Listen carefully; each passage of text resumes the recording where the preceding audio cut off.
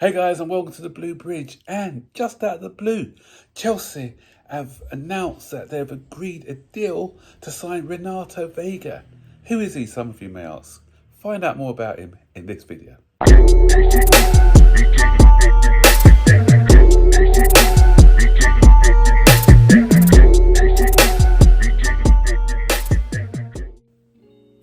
So, I like when we do deals in secret.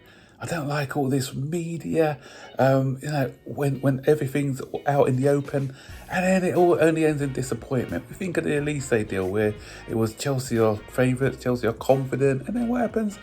He goes to Bayern Munich. A lot of noise was around Caliafori as well, about how Chelsea admired his player, appreciate his talents.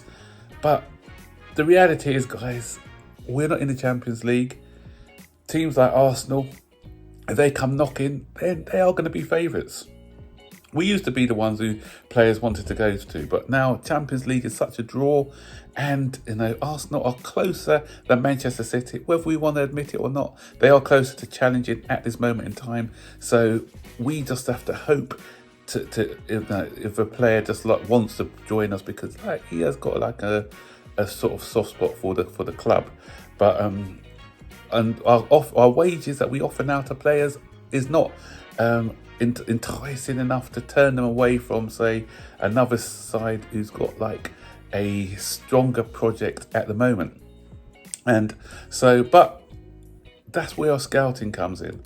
And a lot of people maybe are going to moan because they love to complain about everything. And so maybe they're going to moan and complain about the signing. And a lot of people probably, let's be honest, they haven't seen him play. They don't even know what this guy is about, but they will moan because they don't know, because he's an unknown to them.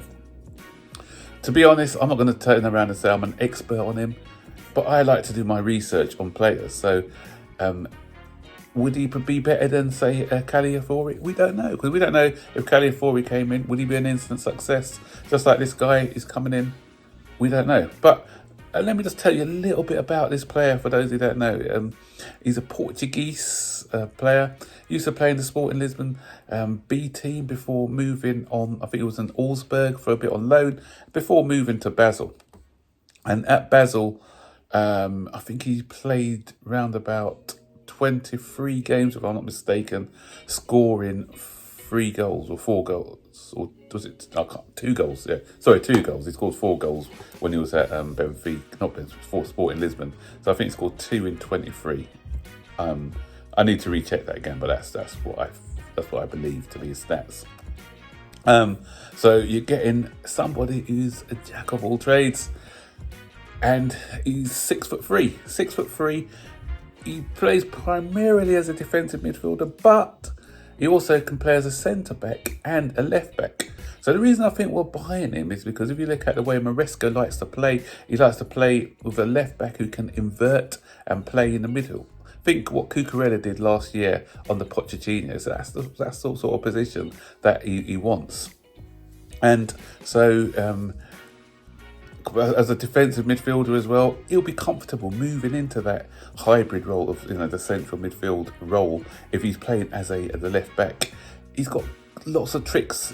He's like a jack in the box. I said he's got a lot of tricks, and he's quite adaptable when he plays on the wide. From the clips I've seen of him, quick feet, good at marauding down that left hand flank. Got a strong shot on him as well. Can take free kicks, but the biggest asset with him is his aerial threat. This guy is 6'3", and what I liked about it is he wins 1.90% of his aerial duels per 90 minutes, and that puts him in the top 10% of players for aerial duels. And that's what's one of the big issues of our side last season, was we couldn't compete aerially because our side hasn't got that sort of physicality, that height. And getting him in to play in that position as a either left-sided centre-back or as a left-back who can invert into the midfield, that is ideal for what we are looking for. And I think it's £17 million or something. So it's not too expensive. It's a low risk signing. So even if it doesn't work out, then let's be honest, we haven't really invested too much money on this particular player. I know some people say 17 million there, 20 million there, another 20 million there, another 20 million there. That all adds up, and we can just save that money to get in a top-notch player. Point taken, and I see that as a good argument as well. But as I said, I'm not too sure. I say not too sure because I don't know a lot about this player. I don't know how it's going to work out, and that is the beauty or the intrigue of this project. And the thing about this project, I don't know what's been said to these players, because every player that we're signing are saying they're enticed by this project. They are getting induced by this project.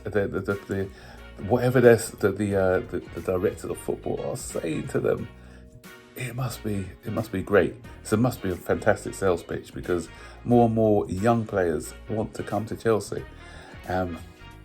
We are seeing some good scouting at the moment. We've seen Kendrick Pires and what he can offer us. Yesterday, I saw the highlights of Estevan Williams. This guy is the real deal, guys.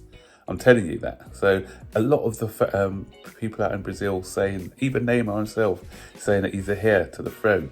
And from what I see, from the confidence of this player, he's improving physically as well. And his confidence, another banging goal yesterday. He scored a lot like that with his left foot. Lots of tricks in his armoury. So this guy is, I'm excited to see what he can offer us, and maybe that's what sort of pushed Elise to buy in. He saw this guy who was coming in soon, will be challenging for his position real soon, and maybe thought, you know what, this guy looks good. I may not be able to keep my place in the side. Never know. So, and there's talk about Ben Chilwell as well leaving, and offers maybe for him. So if we have Cucurella and this new guy, Veiga, competing now for that left back inverted role, then yeah, it's quite positive. So guys, what do you think? Has anyone seen this guy play? What are your thoughts about this? Do you feel that it's a low risk signing, or do you think we could just save the pounds and just try and spend money on a more established player? Stick your comments in the section below. And don't forget, guys, to like, share, subscribe, and I'll see you guys on the next one. So take care. Bye-bye.